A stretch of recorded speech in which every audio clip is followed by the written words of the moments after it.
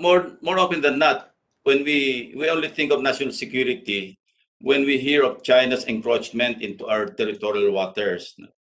It's actually much more than that. As the Senate President rightly mentioned, we're the second largest archipelago, no? Comprising of more than 7,000 islands.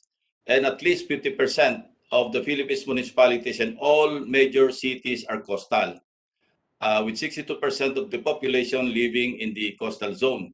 Now, as a consequence, no, at least in 2017, yung harvest natin, dependence natin sa aquatic animals, nag-increase na ito sa 5.48 metric tons. An estimated 60% of the animal protein consumed by Filipinos comes actually from the sea.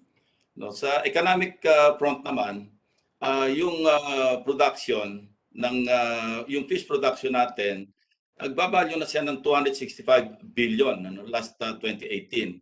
On the other hand, 1.9 million fisher folk depended on fishing activities for their livelihood. So ganito yung mas malaking nawawala sa atin in terms of our economy. Not to mention yung energy resources, yung largest gas production, yung Malampaya, for example, 1.94 million standard cubic feet of gas and 75.04 million barrels of associated condensate. And then yung US Geological Survey in 2013 estimated a mean 2.5 billion barrels of oil and 25.5 trillion cubic feet of natural gas in undiscovered resources in the Spratlys Islands.